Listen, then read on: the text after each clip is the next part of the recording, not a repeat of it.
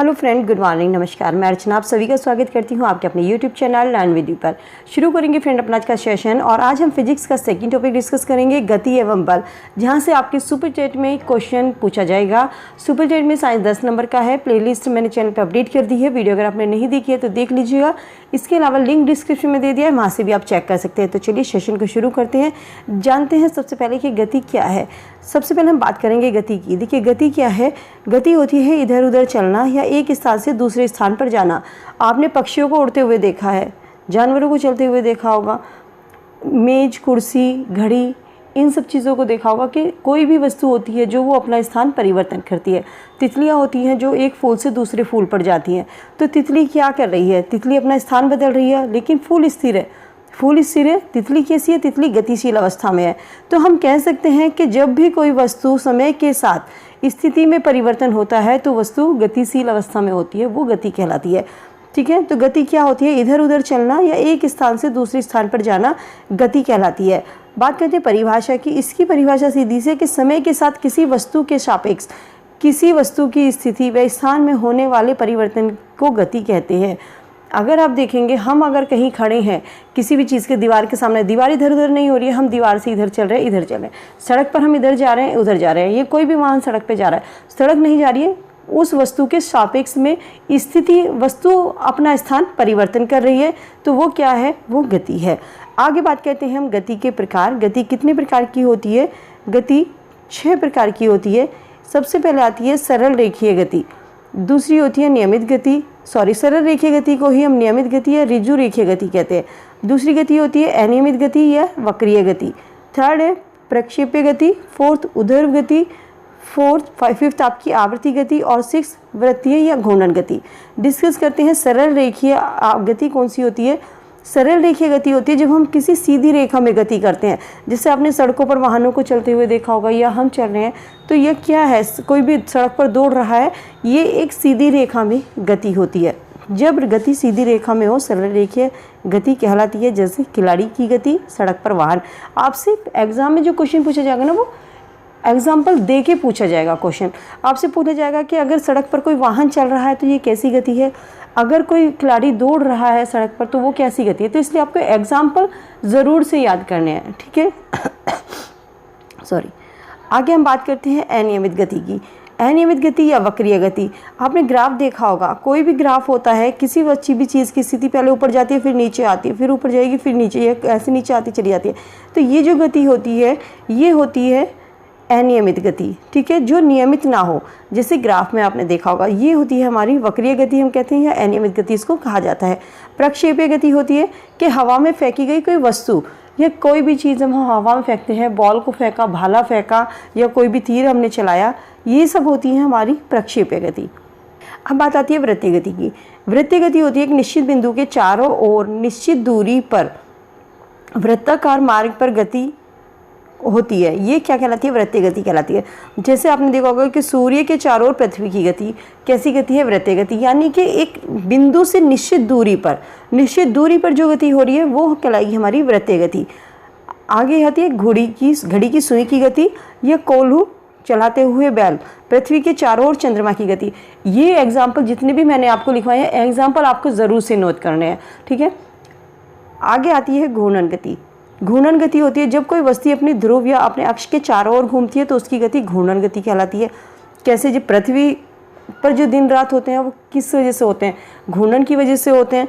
तो बर्तन बनाने वाले कुम्हार के चाक आपने देखा होगा, उसकी गति, लट्टू की गति या घूमती फिरकी की गति।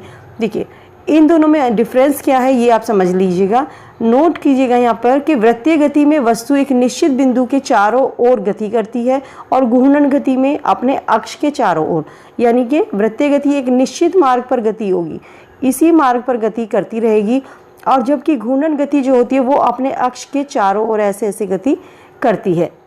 ठीक है, समझ में आई ये चीज़ आपको। चलिए आगे हम बात करते हैं आवृत्ति गति की। जब गति करती हुई वस्तु एक निश्चित समय के बाद अपनी गति को दोहराती है, जैसे घड़ी की सुइयाँ एक निश्चित समय के बाद अपनी आवाज़ को दोहराती हैं। आगे आती है दोलन गति या कंपन गति। जब कोई वस्तु अपनी मध्य स्थिति के दोनों ओर सरल रेखा में गति करती है, झूलते हुए बच्चे की गति या दीवार घड़ी में लगा हुआ है आपको पेंडुलम, क्योंकि एक मध्य स्थिति, ये आपकी मध्य स्थिति आएगी, उसके पहले इधर दाएं जाएंगे, फिर यहाँ से बाएं जाएंगे, तो झूला भी इसी तरीके से जाता है। तो ये आपकी क्या हो गई है, ये हो गई है दोलन गति या कंपन गति, ठीक है। तो ये घड़ी की सुई इसमें भी आएगी आपकी दोलन गति में, क्योंकि ये एक निश्चित समय के बाद ऐसे चक्कर लगाती है। तो आवृत्ति गति और दोलन गति को एक ही अवस्था के अंतर्गत रखा गया है। दूरी क्या है, एक बिंदु से दूसरे बिंदु तक चले गए परिपथ की कुल लंबाई, यानी कि हम ए से इंसान चलेगा बी को और बी से चलेगा सी को, तो ये हमारी यहाँ से ए से बी तक 5 किलोमीटर चला और बी से लेकर सी तक कितना 8 किलोमीटर चला। टोटल उसने कितनी दूरी तय की, 8 किलोमीटर की दूरी यहाँ पर तय की है, ठीक है। तो ये हो गई हमारी दूरी। दूरी कैसी राशि है, दूरी अदिश राशि है। दूरी मापने की इकाई क्या है, मीटर है। दूरी सदैव पॉजिटिव होती है, धनात्मक होती है। इंपॉर्टेंट पॉइंट है, नोट कर लीजिएगा, स्टार लगा के लिख लीजिएगा, ठीक है। ए से अगर बी तक कोई चलता है तो पहले वो 4 किलोमीटर चला, फिर वापस आया, फिर वापस 4 किलोमीटर इधर वापस आया, तो दूरी कितनी हो गई, दूरी 8 किलोमीटर हो गई। तो दूरी हमेशा कैसी होगी, धनात्मक होगी, पॉजिटिव होगी। दूरी में केवल परिमाण होता है, दिशा नहीं होती। इसमें केवल ये बताया गया है कि वो 4 किलोमीटर चला और 4 किलोमीटर वापस आया, तो इसमें दिशा नहीं बताई गई कि वो उत्तर में गया है पूर्व में गया। यहाँ पर केवल आपको परिमाण यानी कि संख्या बताई गई है, दिशा आपको नहीं बताई गई है। तो इसलिए ये राशि कैसी होगी, ये अदिश राशि होगी। मैंने कल आपको समझाया था कि सदिश और अदिश राशि, सदिश वो होती है जिसमें दिशा होती है, परिमाण के साथ साथ दिशा भी होती है, और अदिश राशि वो होती है जिसमें केवल परिमाण या संख्या दी जाती है, ठीक है। चलिए आगे हम बात करते हैं विस्थापन की। विस्थापन है निश्चित दिशा में दो बिंदुओं के बीच की लंबवत दूरी। ये निश्चित दिशा आपको दी जाएगी, इन दोनों के बीच की जो लंबवत दूरी होती है वो क्या कहलाती है, वो कह सकते हैं कि न्यूनतम दूरी। न्यूनतम भी आपको यहाँ पर लिखना है कि दो बिंदुओं के बीच की न्यूनतम यानी कि कम से कम दूरी विस्थापन कहलाती है। किसी वस्तु की अंतिम और प्रारंभिक स्थिति के बीच की दूरी विस्थापन राशि कहलाती है। विस्थापन राशि सदिश राशि है। विस्थापन सरल रेखीय होता है, ऐसा ही मात्रक इसका मीटर है। विस्थापन धनात्मक, ऋणात्मक, शून्य कुछ भी हो सकता है। इंपोर्टेंट लगा लीजिएगा, ठीक है।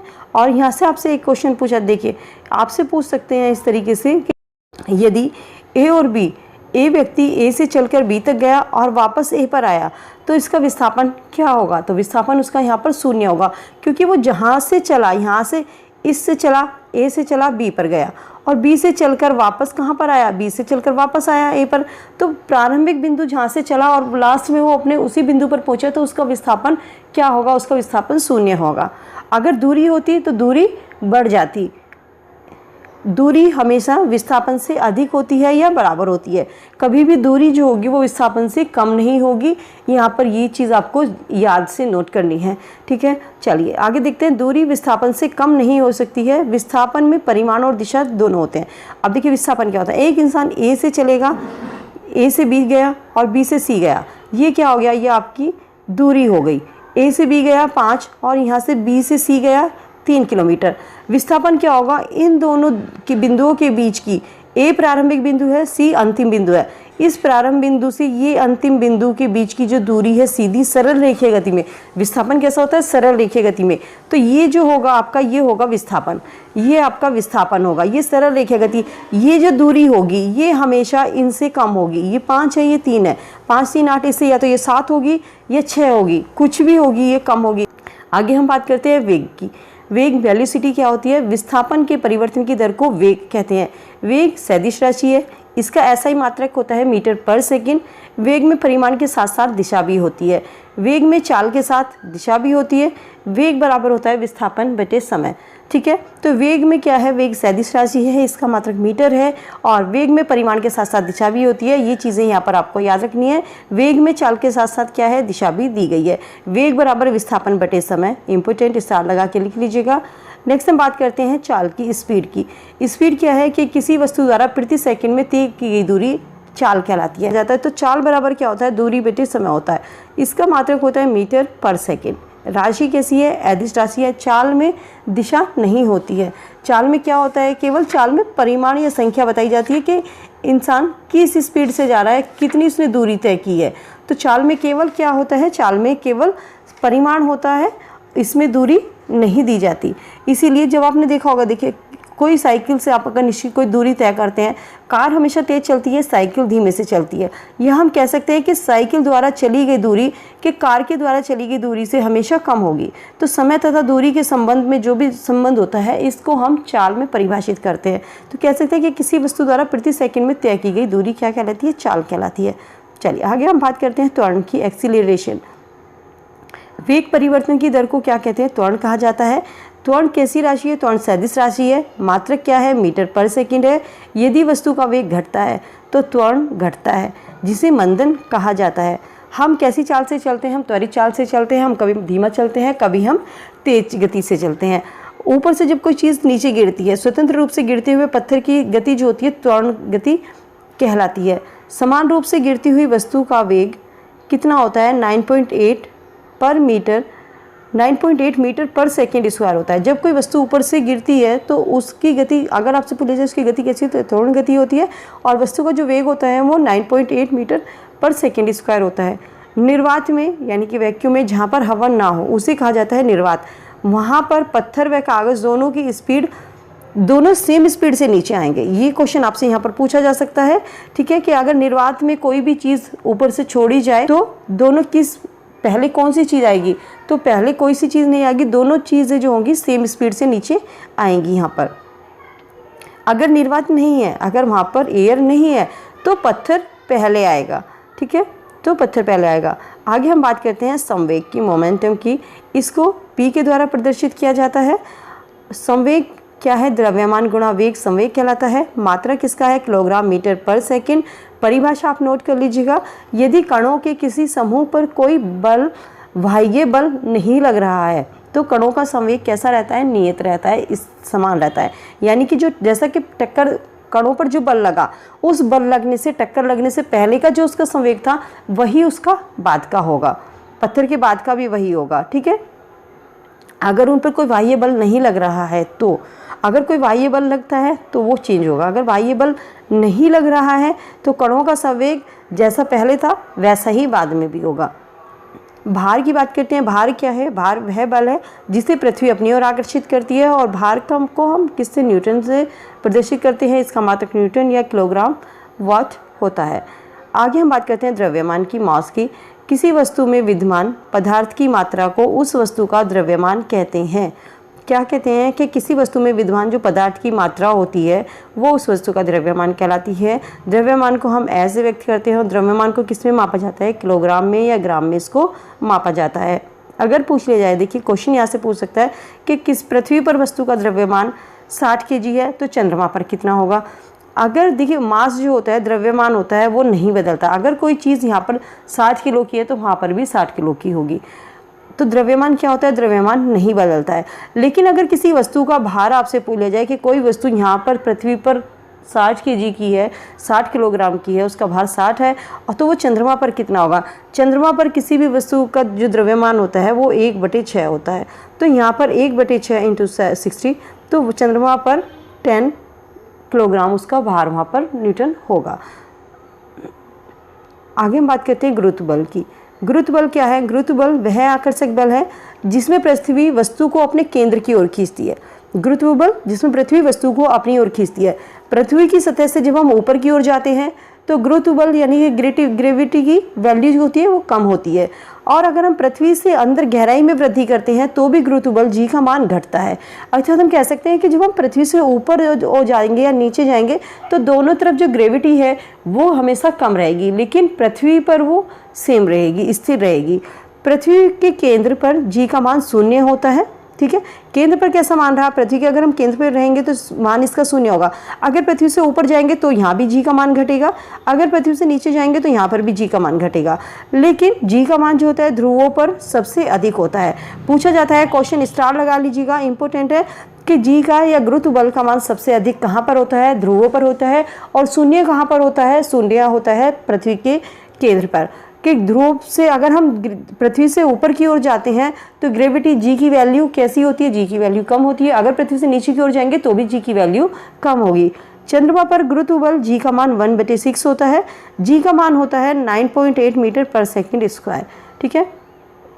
एग्जाम्पल, पृथ्वी का सूर्य के चारों ओर घूमना क्या है? जो पृथ्वी सूर्य के चारों ओर घूमती है, किस वजह से घूमती है? गुरुत्व बल की वजह से घूमती है।